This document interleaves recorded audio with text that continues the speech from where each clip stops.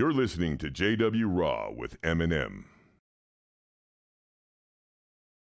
They're wanting that autonomy back again that they lose in the healthcare setting.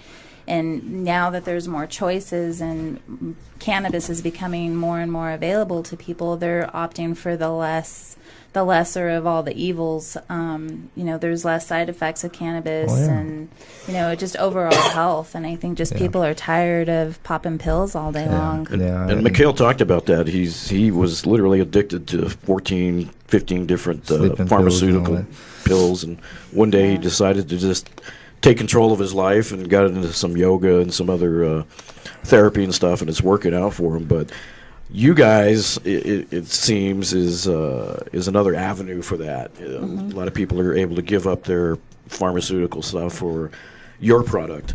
Why would somebody want to use your product over pharmaceuticals? What would be the difference or there's less side effects with cannabis in general. Really, the only side effect like none. Really. What are they like? The only side effect to cannabis, like if you take too much CBD, you're just going to get really, really drowsy.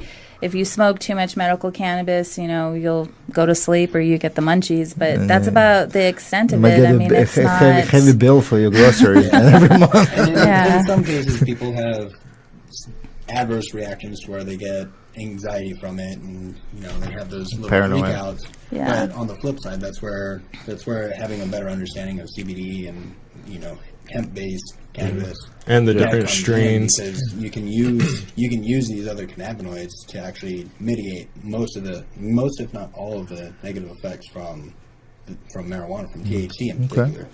Yeah, I want to talk about that exactly because coming from somebody that's grew up in a world where drugs are bad, any drug other than pharmaceuticals, who would be best to kind of talk about the difference between CBD oil and the other types of cannabis out there?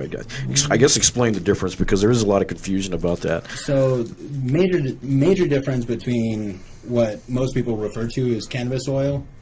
That's actually marijuana oil. That's an extract that's been produced from marijuana plants, different strains, whether indica or sativa, and then they either infuse that into an oil and make a tincture, or infuse it into edibles, or put it into vape cartridges, or just smoke it straight, or vaporize it.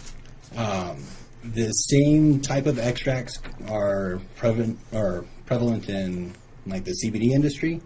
They just call them CBD oils just to make a difference. The main difference is one's coming from a plant that's designated as hemp, same cannabis strain, but can either produce under 0.3% THC, or if it's 0.31 is considered marijuana.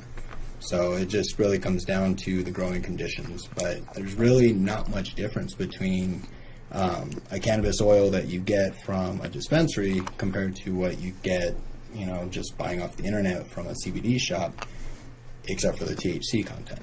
Well, yeah, so basically, like, a very simple way to put it is CBD is one compound, one cannabinoid found in the plant. So when people refer to CBD oil, they think that's what they're looking for is just CBD.